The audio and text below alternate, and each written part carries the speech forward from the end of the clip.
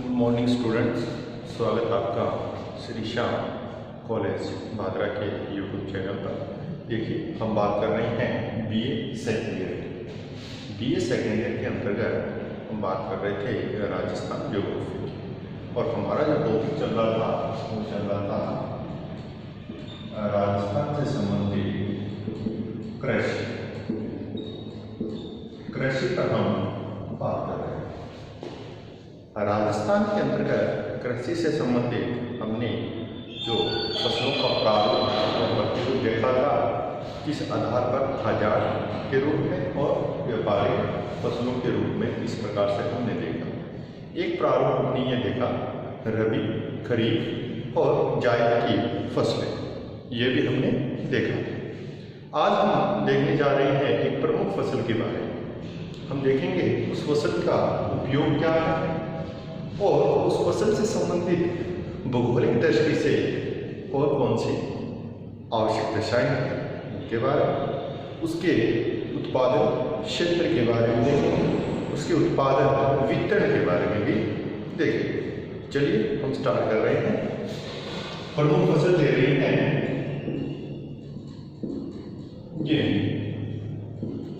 गेहूं की हम बात कर रहे हैं। तो गेहूं किस प्रकार का पौधा है, ये देखा जाए तो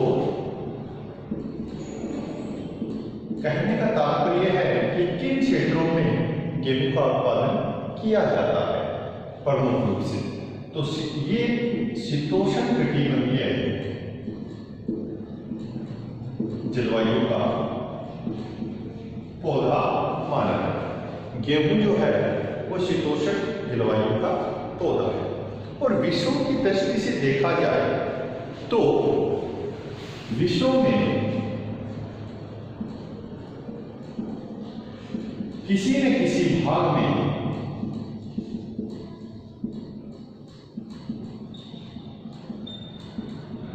बोया जाता है। मान लीजिए आप कर्क रेखा पर है और यहां पर सूर्य लंबवत चमक रहा है, क्योंकि जून की बात चल रही है। तो उस समय जो शीतोष्ण जलवायु मिलेगी आपको मकर के क्षेत्रों में भी मिल सकती है। तो जब यहाँ पर ग्रीष्म ऋतु होती है उस समय इन क्षेत्रों में गेहूं का उत्पादन किया जा सकता है। अगर यहाँ पर सूर्य है तो उस समय ये बात चलेगी दिसंबर जनवरी, तो उस समय यहाँ कर्क रेखा के क्षेत्रों में गेहूं का उत्पादन किया जाता है, क्योंकि उस समय यहाँ पर क्या होती है, शीत ऋतु। तो इसलिए हम कह सकते हैं कि गेहूं विश्व के किसी न किसी भाग पर उत्पादित मिलती है। ये एक प्रकार का क्या है, शीतोष्ण कटिबंधीय पौधा माना जाता है। अब देखिए, हमने जो प्रारूप देखा था रबी, खरीफ और जायद, तो गेहूं की जो फसल है वो किस प्रकार की फसल है, रबी की फसल। शीत ऋतु में रबी की फसलें उत्पादित की जाती है, जिसमें से गेहूं है। अब जो गेहूं है, ये गेहूं रंगों के आधार पर देखेंगे, एक मिलती है लाल गेहूं और एक मिलती है सफेद। दो प्रकार की गेहूं मिलती है। लाल गेहूं जिसको हम क्या बोलते हैं, मैक्रोनी बोला जाता है, और सफेद गेहूं जिसको हम क्या बोलते हैं, ये मैक्रोनी। और ये सफेद गेहूं जो होती है ये सामान्य होती है। रंगों के आधार पर डिफरेंस दिखाई दे रहा है गेहूं में, लाल और सफेद। अब देखिए, राजस्थान की बात करेंगे तो राजस्थान में गेहूं की फसल का उत्पादन किया जाता है, और गेहूं की फसल के उत्पादन के लिए हमें बीजों को बोना पड़ेगा। अब राजस्थान में गेहूं की विभिन्न किस्में होती हैं, और जो किस्में होती हैं, कुछ किस्मों की बात करेंगे जिनमें हम सर्वाधिक उत्पादन प्राप्त करते हैं। उत्पादन की दृष्टि से उनमें क्या होती है, भिन्नता होती है।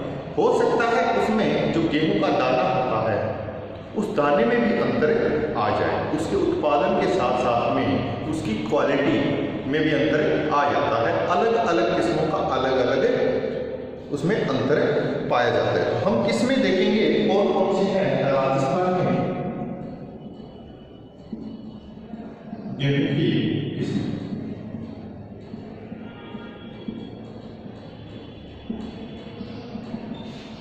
अब देखिए किस्मों के नाम है दुर्गा, कल्याणी,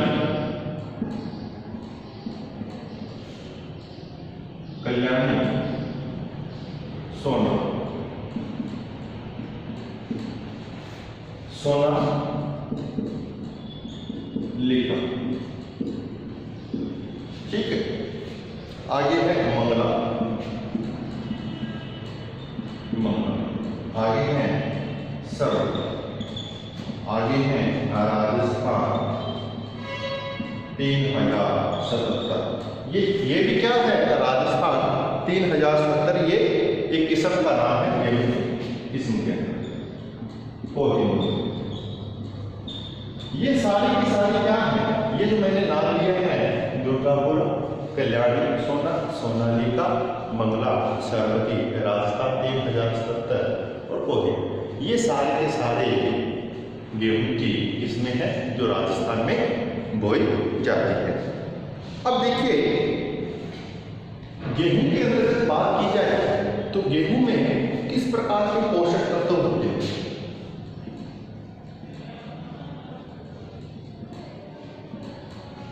पोषक तत्वों की बात करेंगे तो इसमें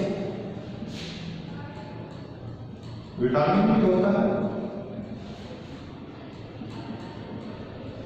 प्रोटीन भी होता है और कार्बोहाइड्रेट्स, ये सारे के सारे पोषक तत्व गेहूं में पाए जाते हैं, ठीक है। और गेहूं का उपयोग हम मुख्यतः किसके लिए करेंगे, गेहूं का जो उपयोग है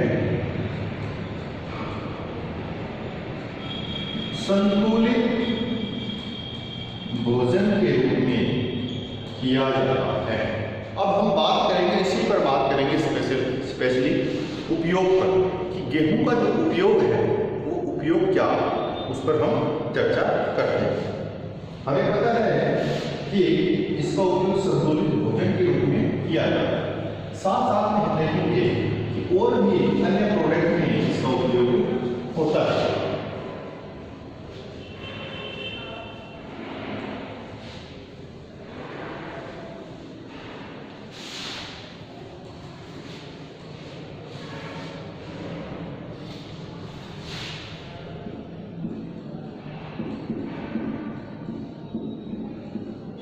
भोजन के रूप में हम गेहूं का इस्तेमाल करते हैं, तो गेहूं का उपयोग हम किस प्रकार से करेंगे, रोटी बनाने के लिए,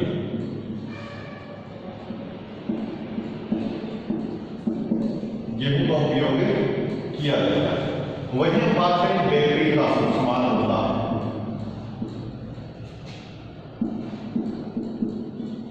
बेकरी में गेहूं का इस्तेमाल किया जाता है। जैसे हम देखते हैं डबल रोटी बनाने के लिए किसका उपयोग करेंगे, गेहूं का उपयोग करेंगे।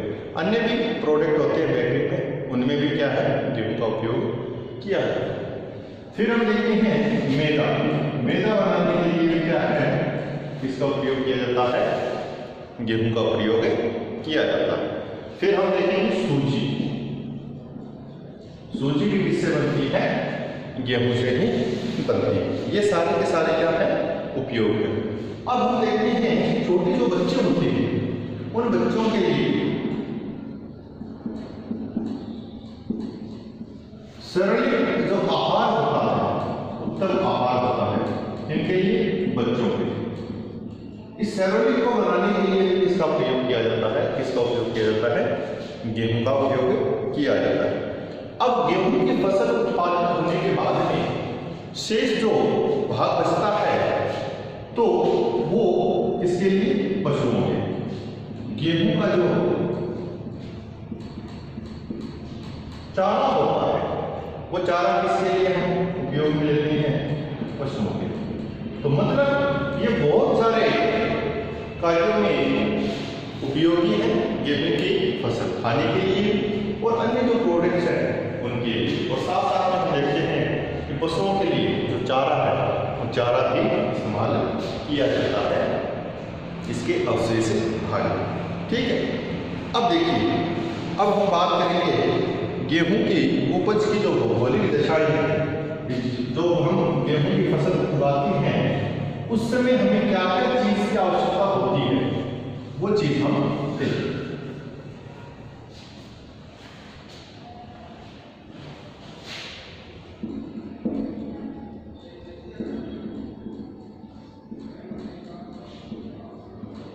गेहूं की उपज की भौगोलिक दशा।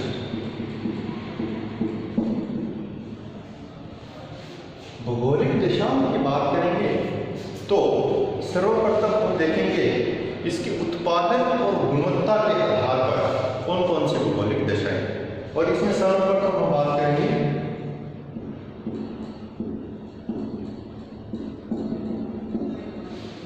तापमान की बात है।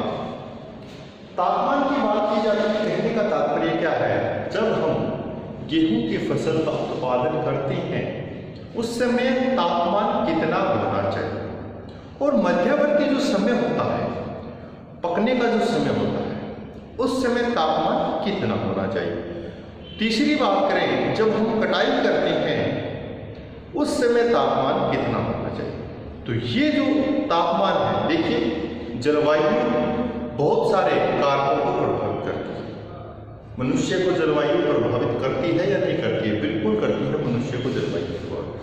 वैसे ही हम फसल का उत्पादन कर रहे हैं तो इसके लिए जलवायु की आवश्यकता होती है, संतुलित जलवायु। तो वो संतुलित जलवायु जिसमें उत्पादन क्या हो, अधिक हो, उसी की बात हम कर रहे हैं।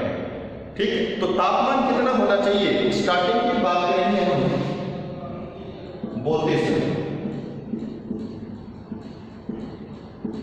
बोते समय 8 से 10 डिग्री सेल्सियस तापमान होना चाहिए उसी का।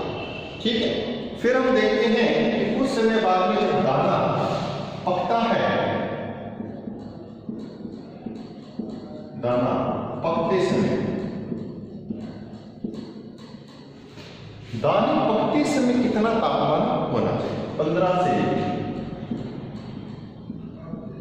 20 डिग्री सेल्सियस के बीच में पकते समय तापमान होना चाहिए। फिर हम बात करते हैं कटाई के समय। कटाई के समय तापमान कितना होना चाहिए? 25 डिग्री सेल्सियस तापमान होना चाहिए। ये जो तापमान का वितरण आपको स्पष्ट हो रहा है, ये क्या है? ये बिल्कुल संतुलित तापमान है। ठीक है, अब देखते हैं कि कई बार क्या होता है कि पकते समय और कटाई के समय, इस समय क्या हो जाता है, पाला पड़ता है। मतलब ये तापमान स्टेबल नहीं मिलेगा। कई बार ऐसी स्थितियां होती हैं। क्या होता है? मेघा सागर में हो जाता है, मतलब बादल मंडराने लगते हैं और वर्षा भी क्या होती है, अधिक हो जाती है। और साथ साथ में क्या हो जाता है, इससे पाला पड़ता है, मेघा सागर होता है और ठंडी वायु चलने लगती है। तो ये जो जलवायु कारक है, अगर ये उत्पन्न हो जाए कटाई के आसपास के समय में, तो फिर क्या होगा? जब दाना पकता है उस पकते समय ये कंडीशन अप्लाई हो जाए तो फिर गेहूं की फसल को क्या पहुंचती है? हानि पहुंचती है। और इससे क्या होता है, दाना है वो ज्यादा मोटा नहीं हो पाता और साथ साथ में जो गुणवत्ता है वो गुणवत्ता भी क्या हो जाएगी? कम हो जाएगी। उत्पादन भी कम हो रहा है और गुणवत्ता भी कम हो रही है, अगर इस प्रकार की कंडीशन पकते समय हो जाए तब। ठीक, तो ये तो एक सामान्य आधार पर हमारा कि तापमान इस प्रकार से चले, ये उत्तम तापमान माना जाता है। अगर इनमें कोई डिस्टर्बेंस हो जाता है इस प्रकार से कोई, तो फिर क्या होती है, नुकसान होता है, उत्पादन तथा गुणवत्ता दोनों में क्या आ जाता है, अंतर आ जाता है। ठीक है, चलिए जैसे हमने तापमान की बात की, वैसे हम वर्षा की बात करें। गेहूं की फसल के उत्पादन के लिए वर्षा की आवश्यकता होती है, नहीं, नमी की आवश्यकता होती है, बिल्कुल।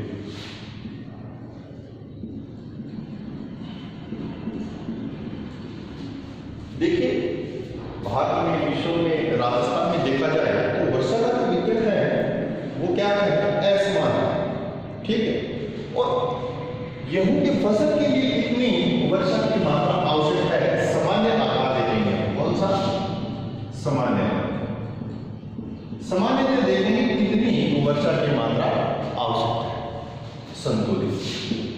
गेहूं की जो फसल है वो 50 से लेकर 100 सेंटीमीटर वर्षा वाले क्षेत्रों में उत्पादित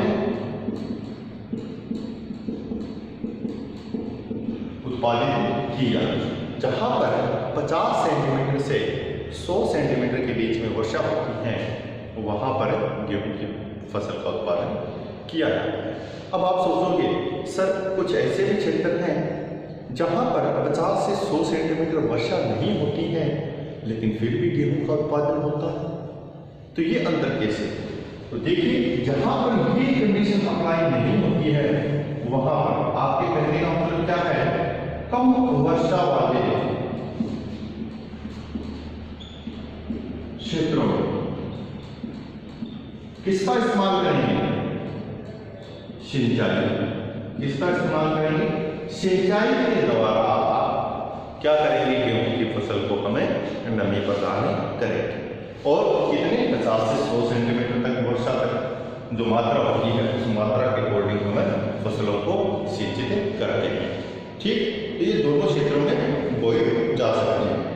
ठीक है, अब देखिए वर्षा की बात कर रहे हैं तो रबी की फसल है, गेहूं की फसल है इस ऋतु में, शीत ऋतु। और शीत ऋतु में एक वर्षा होती है जिसको हम बोलते हैं मावठ। क्या बोलते हैं, मावठ। जो मावठ होती है शीत ऋतु में, जो वर्षा होती है मावठ, वो गेहूं की फसल के लिए क्या होती है, लाभदायक। ये याद रखना। रबी की फसल के लिए क्या होती है, जो मावठ होती है, रबी की फसल के लिए लाभदायक होती है, गेहूं की फसल के लिए लाभदायक होती है। ये हमने इसके वर्षा के वितरण को देख लिया। ठीक है, अब देखिए तीसरे कार्य की बात करती है मिट्टी। मिट्टी की आवश्यकता होती है, हम बुआई किसमें करते हैं, मिट्टी में करते हैं, तो मिट्टी भी हमें देखनी चाहिए किस प्रकार की मिट्टी की आवश्यकता होती है।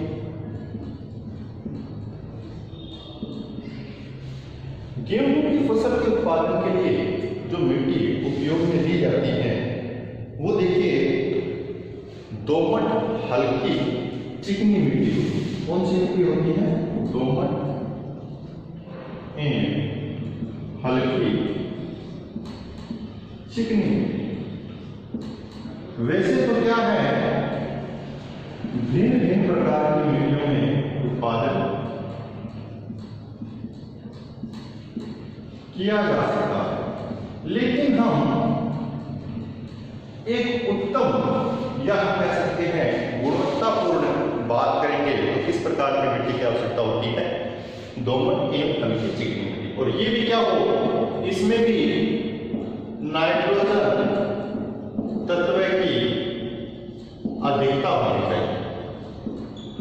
नाइट्रोजन तत्व की अधिकता होगी तो उसमें जो गुणवत्ता है वो क्या होगी, ज्यादा होगी। इसलिए ये क्या होती है, सर्वाधिक उपयोगी होती है। जो काप मिट्टी है उस काप मिट्टी को भी क्या करें, उपयोग में ले सकते हैं। गेहूं की फसल वहां पर उपयोग उत्पादित की जा सकती है काप मिट्टी। अगर मैंने कहा कि भिन्न भिन्न प्रकार की मिट्टियां उत्पादित की जा सकती है, अगर इस प्रकार से नाइट्रोजन जैसे तत्व, पोषक तत्व जो होते हैं, अगर ये नहीं हो और मिट्टी की जो उर्वरकता है वो नहीं हो, तो हम किसका इस्तेमाल करते हैं? हम मिट्टियों में फिर